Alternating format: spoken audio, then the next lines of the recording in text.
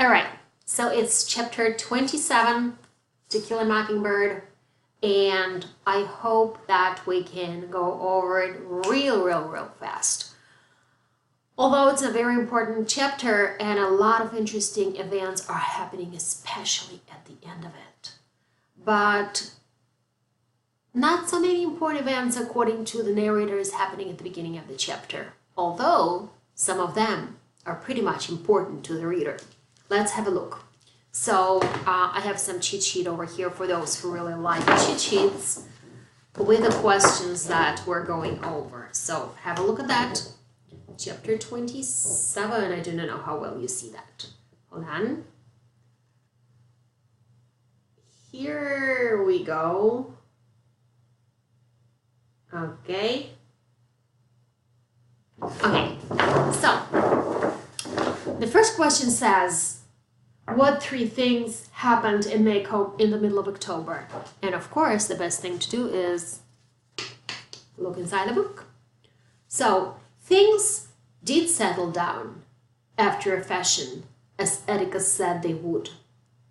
By the middle of October, only two small things out of the ordinary happened to Macomb citizens. No. There were three things.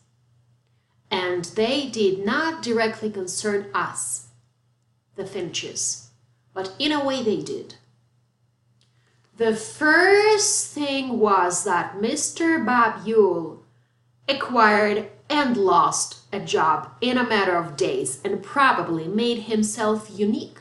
In the annals of the 1930s, he was the only man I ever heard of who was fired from the WPA for laziness.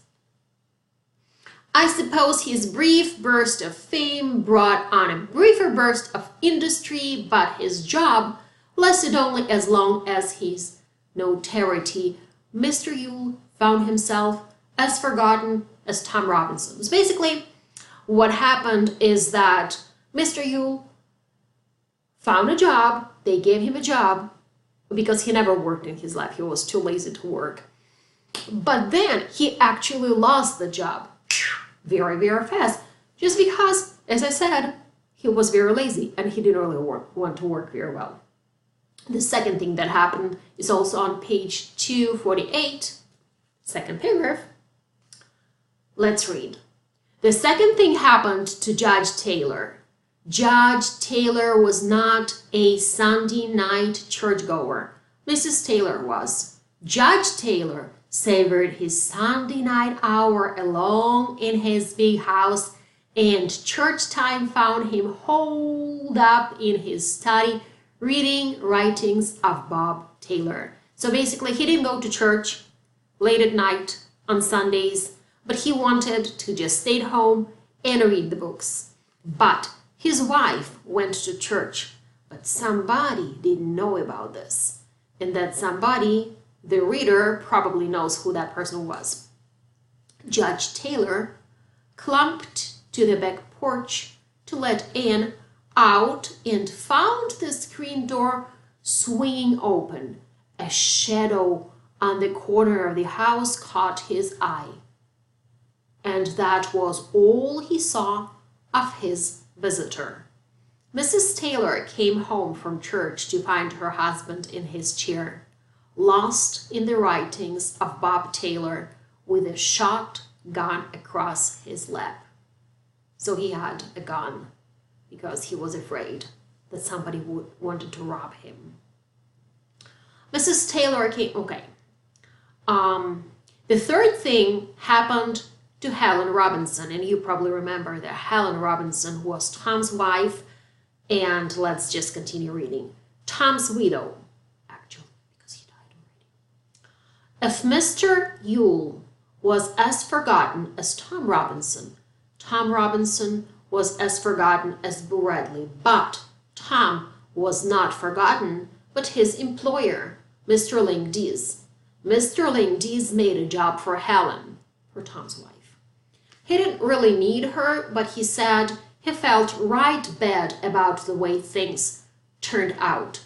I never knew who took care of her children while Helen was away? Calpurnius said it was hard on Helen because she had to walk nearly a mile out of her way to avoid the Yules, who, according to Helen, chunked at her. So basically what was going on, that she was afraid, Tom's wife was afraid of the Yules because the Yules were after her. They were persecuting her. They were saying bad words to her all the time.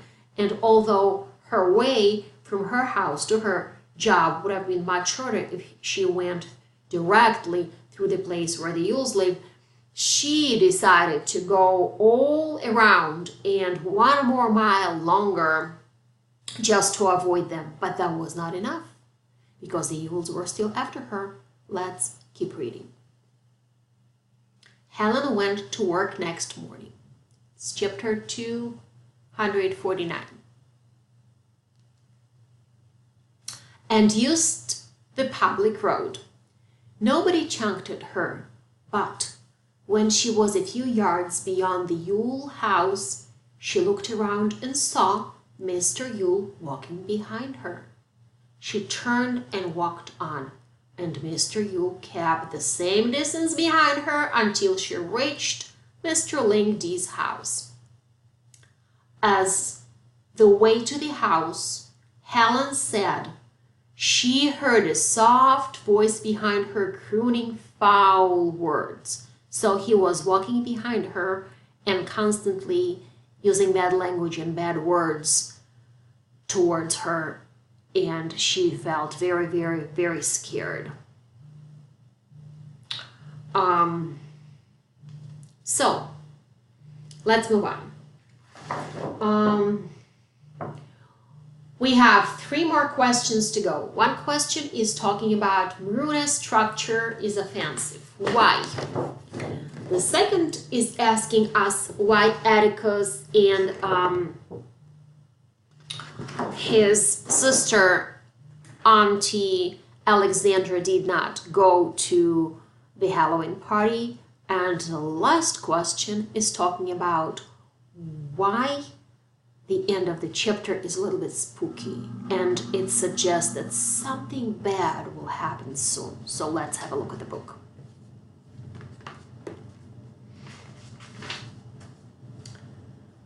Okay, so basically, we know that Scout, the narrator, she participated in ladies' events. The ladies were gathered, society of ladies, they were gathering in the house and they were discussing, reading books, eating pastry, and talking about different political situations and perspectives. And here was one conversation. I'm quoting the narrator Scout on page 250.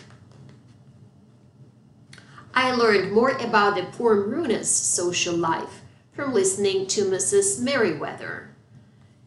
They had so little sense of family that the whole tribe was one big family. A child had as many fathers as there were men in the community, and as many mothers as there were women. So basically what is going on? So that was a society that used to raise their children more as a socialist or communist countries would. So basically it's a system of a little bit of a Jewish kibbutz too, when families are taking care of all the children that belong to community and not just of their own children. And then your opinion can vary, you can have different perspectives. So what I want you to actually share your perspective with me and not just what is the perspective of the latest society in the book. So you can give me the latest perspective, and I want also you to tell me whether you agree with them condemning this type of upbringing of children, or you have you support their position, or you're like yeah, that's a good thing. That's because everybody is sharing the upbringing of the children. in rural communities. So I want your position about that. So let's move on. Our next question is about, that's also an interesting perspective. Scout is the narrator. She wanted her father and her auntie, because she doesn't have a mother anymore, to watch her perform, of course. And I'm a mother, and I've been a mother with little kids, and now my kids are grown up. And I know how kids really want the parent to see the performance of the child. Well, Atticus was extremely exhausted, so he didn't want to go to Halloween, and Auntie Alexandra didn't want to go. So basically just the two kids went. And this is kind of a little spooky. First it's a Halloween night, and then they're going in darkness all by themselves. Maybe something will happen. Actually, something will happen later. Let's read. When Halloween came, I assumed that the whole family would be present to watch me perform, but I was disappointed.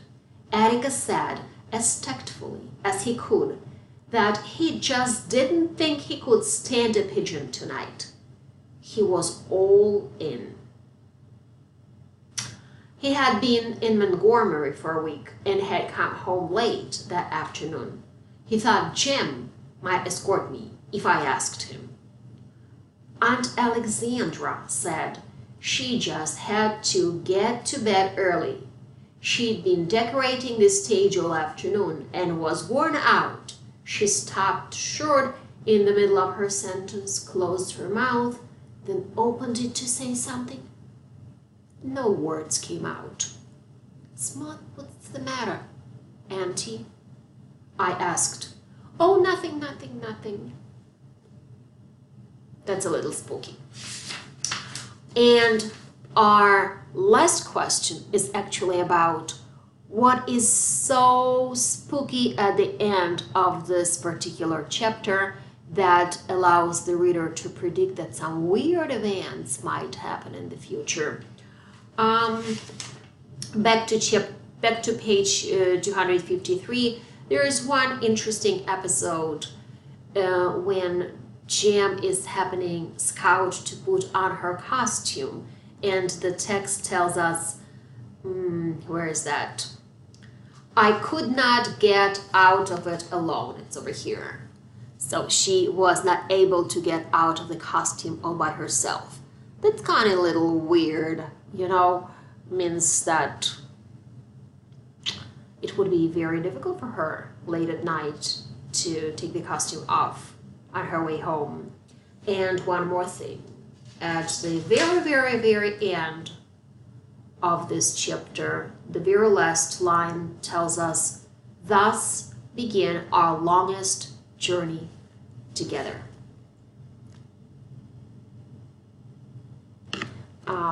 We're done with this chapter as well, and as I said, please like, subscribe, share, comment down below, and I will talk to you very, very soon. Have a wonderful afternoon. Bye-bye.